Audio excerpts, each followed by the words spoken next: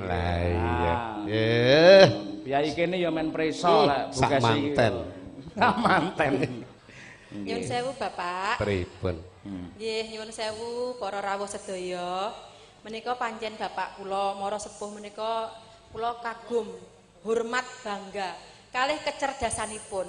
Dados Bapak kula Mara Tuwa menika sanesipun kan saderengipun mantan kepala desa. Mantan kepala desa, dados dalang kondang, pinter, pangripta gending kados sesideman niki. Kula nggumun. Dadi kula dados mantune niku kula bangga matur nuwun Pak atas mantu panjenengan menika mantan rondo kok jenengan kersa nampi kula to Pak. Pak. Awas. Ora gelem iki piye wis dikeloni ya, Dak. Brengi ngono to Pak Dik? Nggih. Lha kari norok buntek cara Madura, kari manut mawon. Aku ya seneng lho, Nduk. Seneng malah. Bapake nalika sampean rung dipundhut putra mantu Bu Gesi. Nggih. Saben prei teng dalem nyetel radio ngono sing dimirengke ya jenengan, sing dimidhangetke ya jenengan. Ngene anggere sampean pangkur Semarangan utawa nembang Sriuning ngono, radione niku di setel bianter ngalor ngidul diguwowo. Heeh. Bar kuwi tak banting radio. Lah napa Pak? Kok dibanting kenging napa? Salahe napa radione Pak? Lah kuwi lekmu pas nembang apa ngono aku ndak titen. Pas dik manten anyar ngono kuwi mbiyen. Dik taun pira ngono. Aku mryo bareng tak banting sesuk wis ndak iso nyetel neh. Kocluk. Kula matur nuwun, salut kalih Bapak angkat topi. Yo, nyanti yo. Yo. Ya Allah Pak. Open menu. Eling Pak, Ibu tumut. Wong takon ya ora oleh to. Kok ngono ngembilani ibumu lho. Oh iki Sajake- dulur wedok kok ngene ngono. Sajake Bapak niku ketoke jaman nom-nomane ketoke nggih nakal niki. Ketoke melis banget jenengane Pak. Panjen njaluk ditapuk cangkemmu kowe iki. Belisa ya mek nemen, Kes. Aku waras iki pira wene. Ngono to. Kula nganti kaji pindho lah nggih penyucian. Iya. Sing penting kan kusnul khotimah ngono lho. Wis bene. Wis ora usah ngrungokno omongane bojomu. Nggih, sujune kok Ibu suci katining sih menika kiat nampi panjenengan Pak. Saestu sabar lho Ibu niku Pak. Omongmu celenget lho ngono kuwi. Tujune ibu kiat ngono rumangsamu. Aku apa ya abot apa piye wong aku ya ora abot ngono lho. Lah njajal takono ibumu ya ora abot. Jane mbiyen cita-citane ibu ki arepe krama karo ABRI. Lek ora ABRI ya polisi ngoten niku. Nggih. Kok iso entuk bapak mbiyen piye lara-larae kula mboten ngerti apa saka ndridise bapak apa piye kok iso ngalih ning dalang lho. Ketoke. Padha sing lanang karo sing wedok ki ya sambar mledek kabeh. Bayang jajal pama aku anake polisi bae aku mesti dadi kono kae tukang upacara walah nyekeli bangsane teroris lho apik aku mesti. Alah mbuh. Lah iya. Iya, sing penting ya guyub rukun sak teruse. Amin. Digoleki apa?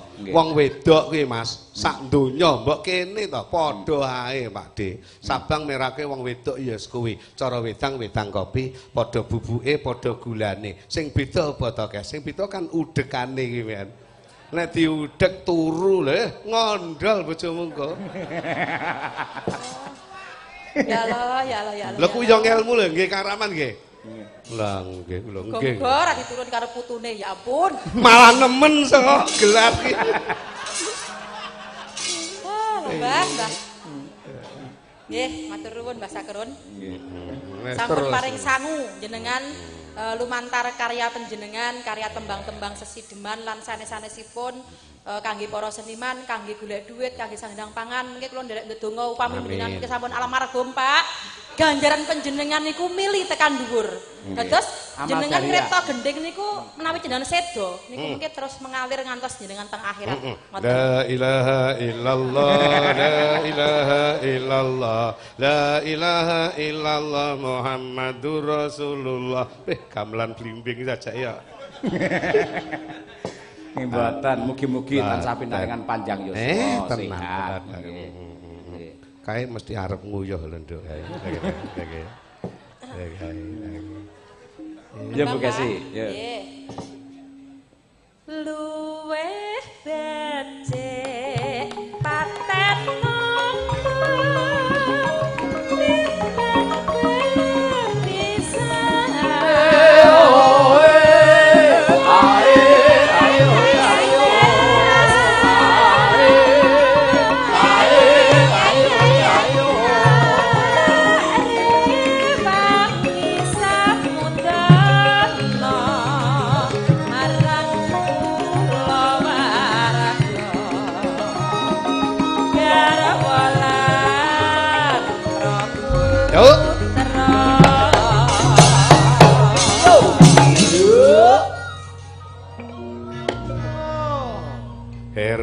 ngendang ngono urung adike. Nggih. Jumambelangan. Nggih. Mas Heru niku kanca kula wiwit SMA ngantos mriki ngendangi kula. Heeh. Luar biasa. Nggih. Padha rodar. Kanca beling.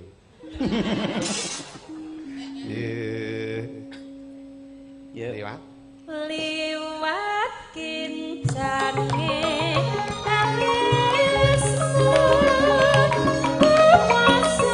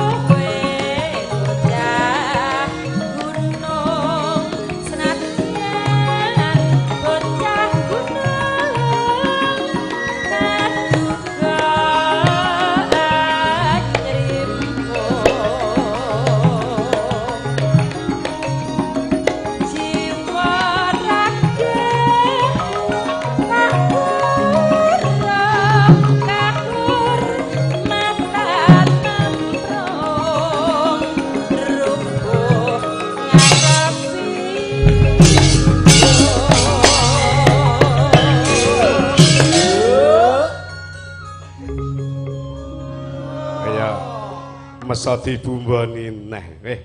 Bocah iki nek sak umur-umurane wiyaga iki kaya kreatif. Ngen pundi? Niki lho. Lha kuwi ngen anu arep mandeg kos-kosane niku. Lah nggih. Wah, wis. Ora gamelan ora wong, angger arep mandeg ngono mending malah ngungkuk. Malah sesek. Ini dalak mikir neh. Urip ana utake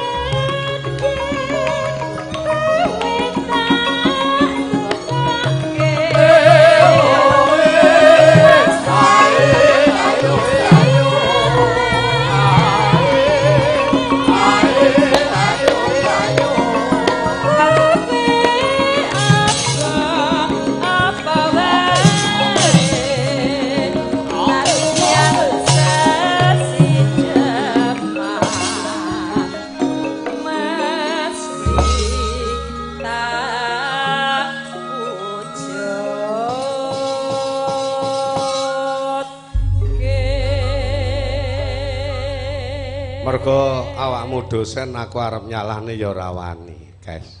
Lah kula kesalahane napa to, Pak? Salah kula enten pundi jenengan leresaken. Senadyan to dosen kula babakan pengetahuan, pengalaman nggih menang Bapak no. Aku pantarane Wagiman. Wagiman iki mongko bapak Ibu Kesi. Pak Wagiman niku bapak kula. Masa jenengan. Oh iya iya. Kok ndak melu ki mau? Mboten anu teng griya momong putune. Lek kula tinggal tanggapan ngeten niku Mbah Wagiman nggih nunggoki rambu rangkung. Rambu rangkung turu ngeloni Mbak Nono. Pak, benjing jenengan kondur teng Blitar napa teng dolan teng Solo? Kula tak wangsul teng Blitar rumiyin. Nggih. Ning pun kesupen. Nyangoni putune. Kabeh rampok te rumah sakit. Ngeten lho Pak, jenengan niku kan pun sepuh. Pun sepuh tapi tasik dipun paringi rejeki ingkang murah kalih Gusti Allah. Iya. Tasik napa nggih laris tanggapan dalang, tasik laris ngaji. Lah duwite jenenge napa to, Mbah? Napa iso nggih sangu meninggal? Mboten mungkin. Kayak mau apa? Arene putune lho, Mbah. Dungane kok elek kabeh lho Pak Dik mau. Aja samar wis to. Nggih. Pun nggih, Mbah. Mok kowe. Dan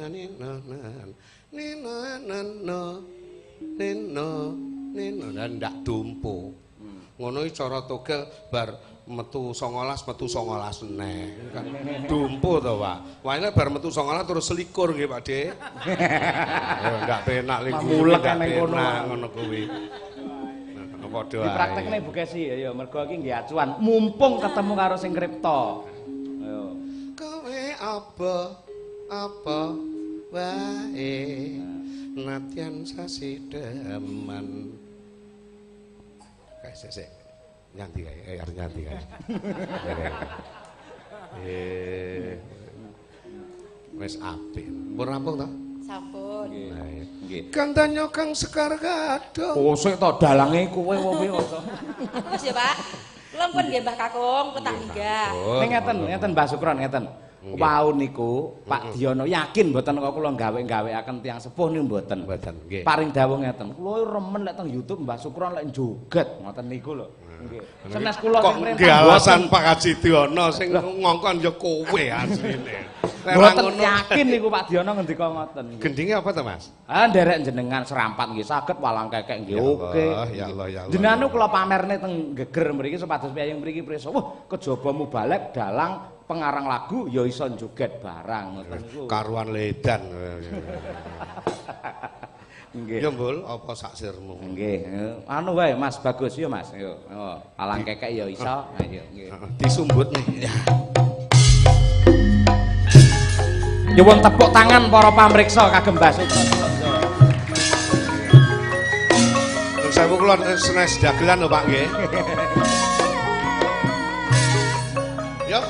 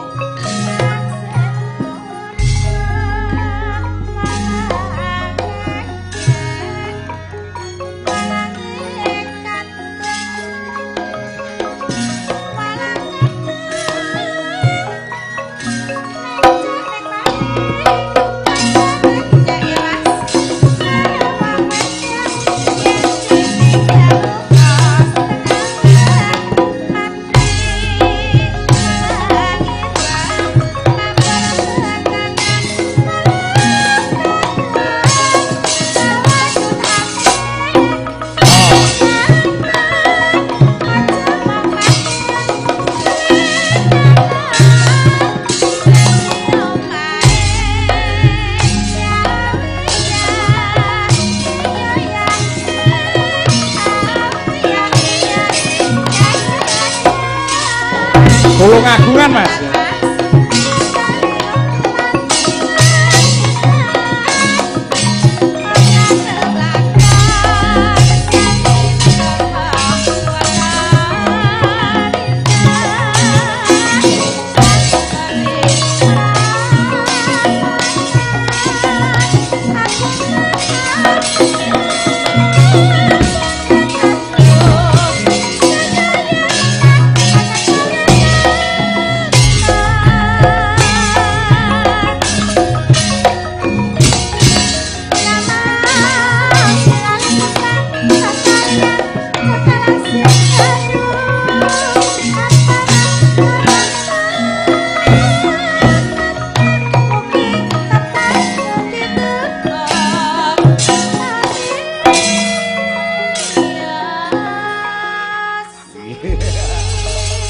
Tepuk tangan untuk Mbak Sukron lho. Ya ampun sambat wong 750 tok sambat iki. 750. Ning kula bangga saestu lho, Pak. Pripun, Mas? Kagungan piyai sepuh kagem tiyang sepuh ingkang mumpuni, multi talenta ngoten niku. Nek sampean ngelem banyak ya anakku kayak cilik. Iki urung iki kasih piye guys? Komentarono. Bapak nih joget apa adanya. Ayo. saru ora. Lek kon joget elik-elikan ndak iso aku. Waduh. Contoh nih. Ya walang kakek. Rodok sesekae kan. Elik-elikan aku ndak iso lek elik-elik. Terus.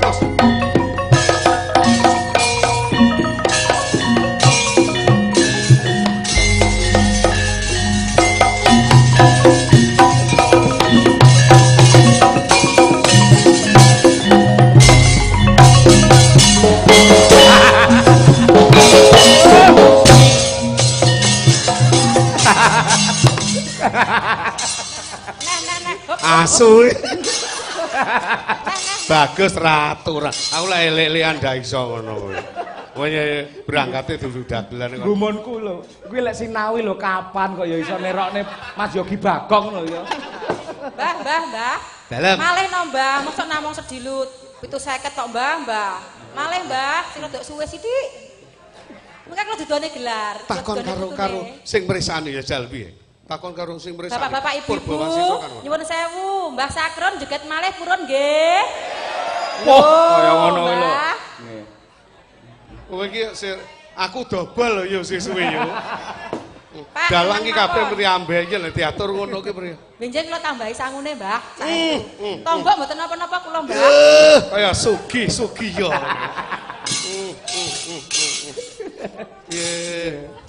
Luar biasa tenan. Sakmono kok jek kurang ki piye? Nggih. Nggih. Suatu saat tanggapan Medion melih mangke kula usulke sing nanggap, Pak. Bintang tamune bapak kula piyambak mesti gayeng, Pak. Sampeyan nembe rawuh to, Pak? Nggih. Nun? Nembe keng pundi niki, Pak? Mbet. Nun? Remen. Kaya ngono urip ngono ya, Kong ya. Nggih. Umi Hafifah, ayo ngancani Mbah Sukron. Lah iki pernahe mbahe sampean. Sampean putra angkate Bu Kesi, berarti sampean putune Mbah Sukron, sampean Mbak Yune gelar. Oh, alhamdulillah. Niki piyayi pundi, Mas? Nah, mangke dipun dangu piyambak. Ayo, ngono ya. Marem ndek ta. Sampean tau nusul Mbah Sukron wayangan nang ndi ke, Nduk? Ning Medion ngendi ke? Medion apa Ngawi ke? Ning pabrik gula kae lho. Ngendi ke? Dereng nate, Pak. Kurang tahu to. Wah, alah. Glodok. Dereng nate, Kakek. Sok kakek iku. Iki tunggale gerangane lho. Lah lek mbahe niku lak nggih leres to kakek niku, Pak. Iya, kakek karo Nenek asline kaki karo nini, nek wong desa nggen kula ngoten dadi kaki nini malih dadi kakek karo Nenek. Lah lek wong Tulungagung sak baraan bareng undange kok kek niku pripun ngoten niku? Lah nggih, kakek niku disingkat kek ngono. Nggih. Kek Giman. Nggih. Nggih. Asli kondi.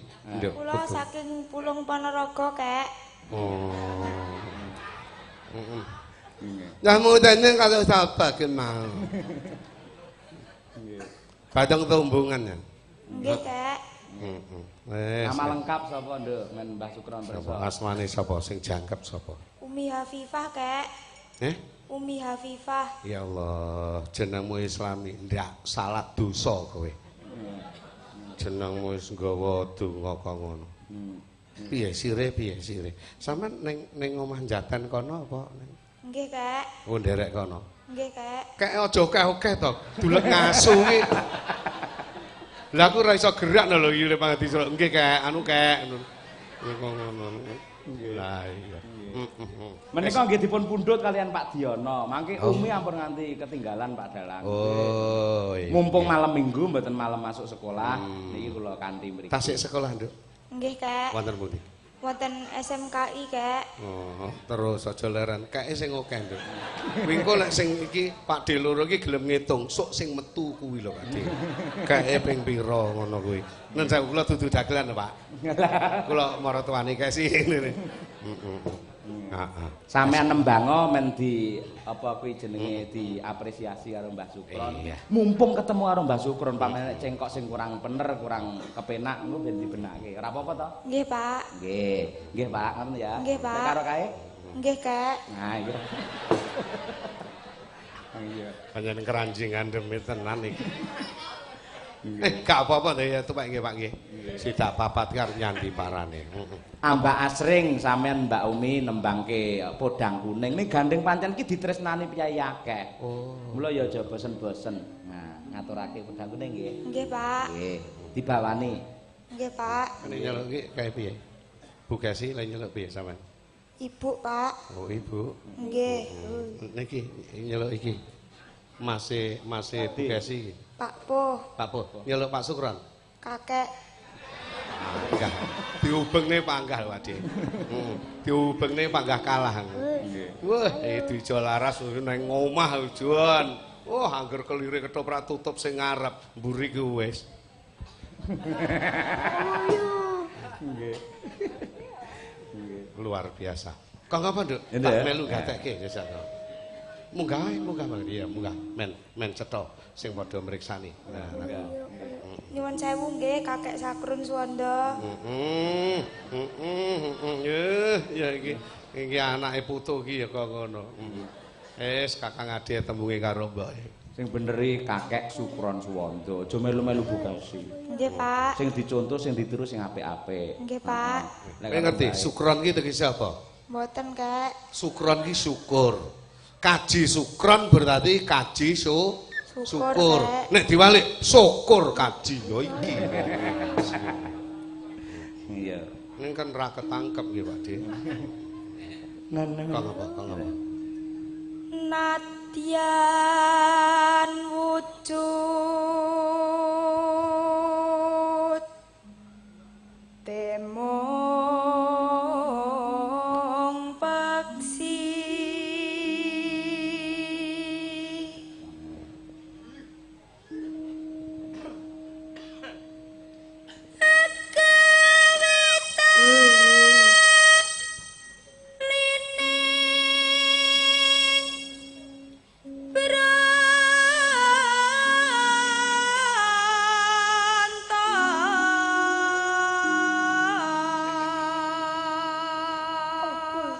Mbah Sukron. Dalem. Nah, menika ugi ngaturaken sugeng rawuh wonten tamu kehormatan ingkang rawuh wonten dalemipun Pak Diono. Nenggih Bapak Wakil Bupati Bapak Hari Wuryanto kepareng rawuh. Alhamdulillahirabbil alamin. Bebaring aturan sung dalu. Lan kula ugi matur nuwun menawi kestu rawuh mboten namung kalian panjenengan Pak Diono ning nyatanipun nggih kepareng anenggani pagelaranipun anak kula. Nggih. Atur prisa Bapak Mbah Sukron. Bilih Pak Hari Wuryanto Bapak Wakil Bupati menika lak kagungan KBPR Arta Kencana. Oh, nggih, menika setiap tahun mesti wayangan, setiap ulang tahun lan alhamdulillah mboten nate berpaling ingkang dipun timbali mesti kula. Mangke kula usulaken jeng Oktober menawi ulang tahun mangke pelawake panjenengan, Pak. Nggih. Cocok para penonton? kok iso nyancokne? Wengi ora. Luar biasa. Sugeng lenggah Bapak Hari Wuryanto. Ngersakaken Blitar mangke, nggih. Nggih. Yuk, alus manis tur mrah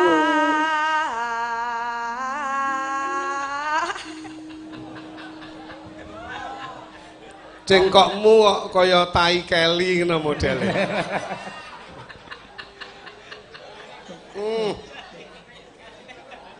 Lah niku ciri khas. Heeh. Putune sinten, Pak Dik? Lah, ya nyamluk aku malah. Apik terus. Kang apa terus? Kang apa? Nan.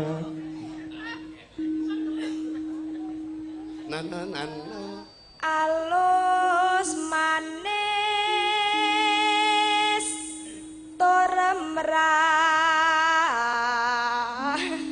Lah piye, Pak? Ngapa to? Lah bener ngono. kakek niki lho Pak Kakek ngopo? ngoten Ngoten piye? ngoten Ngono to? Nggih. Ya diwalesno ngono gentino. Piye? Aku kurang piye?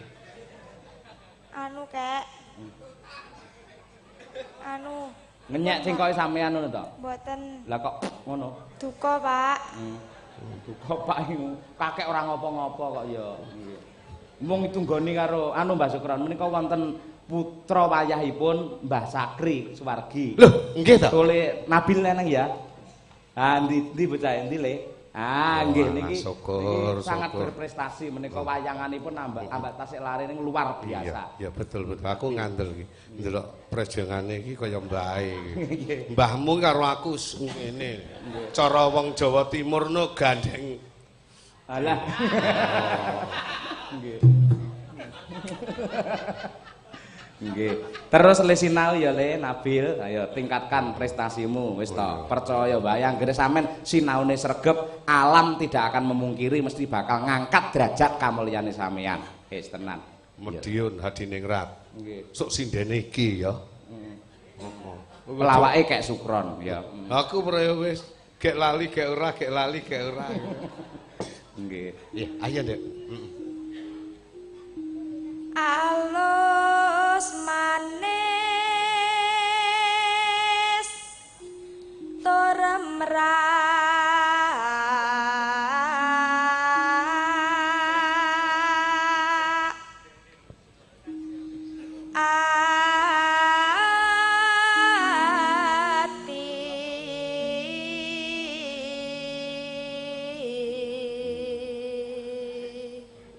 nyata jar guyu ae. Kok ora kaya cengkok klathetan. Ya.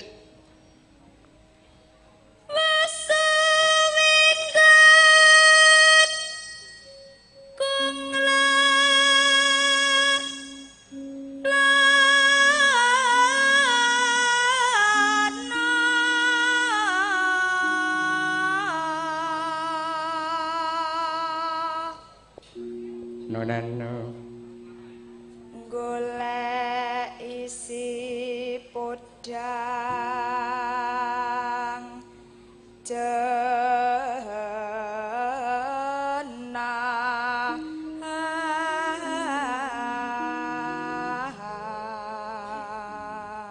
karyanipun sinten Mbak Cangini? Ah, sinten? Hah? Mas Widodo Dunggalar Ngawi ya. Lha pancen nek wis muni Dunggalar ki 3/4 kerawitan Condong Raso kan Dunggalar. Nggih, Pak Parno niku nggih. Wah, nggih. Luar biasa. Urung swargi Pak Yadi apa-apa iso. Pak Yadi niki Klaten nggih. Lho kaya apa-apa iso swargi. Opone padha gerange mrene ngerti. Nggih. Rada rena, men seimbang panggunge. Nah, ning mburine Mbah Sukron pas. Nah, mburine pas. Mburine rada rena sithik. Nah, dipoto men penak ngono lah. Nah, lek kowe kaya numpak becak lek ngono kalian. Lah, gendong. Iya. Le mekeh ki lho angel lek sakmono kowe. iba bunga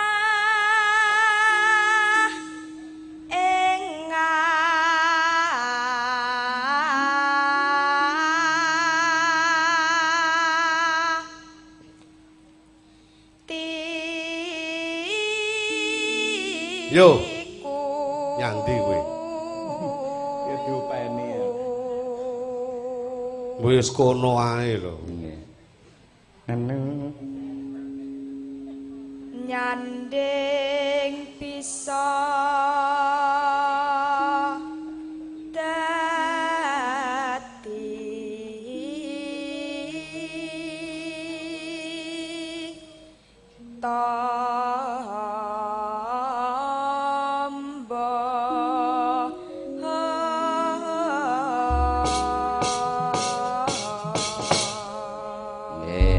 Nduk, nuwun sewu bocange untuk genduk Umi Hafifah nyuwun podang kuning dibawani. Semoga sukses sekolahnya biar seperti ibumu Kesi Rahayu. Nah, saking Ibu Edi Malang. Iki lho Nduk ana bebungahe iki kagem sampean. 200 nggih. Nggih, Pak. Ya. Umi, Pak, Umi. Nggih. Iki jane krungu ora ta? Umi. Ya, Nduk. Krunguku Pak Sukron.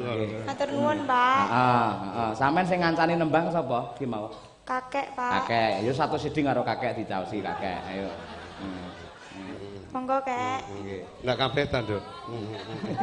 Matur nuwun, Den. Mugi-mugi dados berkah panjenengan nggih, Den. Lha ora dibalekne tegel berarti. Lek ora dibalekne tegel. Dalange nesu. Wong dijak guyon ditampani tenan gumun awak. Iya. Kula saking Mbah Paimon, Santan RT 13 nyuwun gending Grajakan Banyuwangi kalian Sesideman wau sampun kula aturaken. Gending menika kenten kagem bolo sedaya matur nuwun Mbah Paimon. Yo saiki diaturke. Nah, podang kuning. Ya. Esuk awan ning omah ora rasakan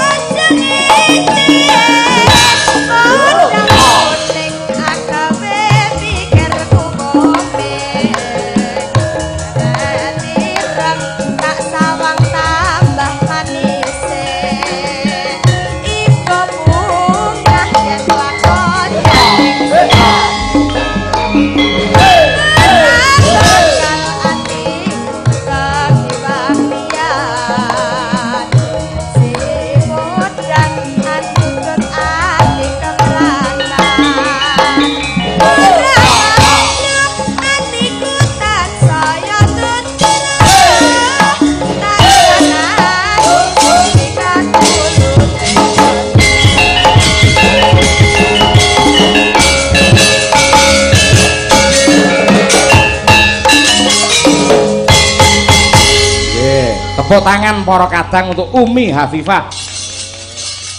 Makasih. Pamundhute Bapak Hari Wuryanto diaturake.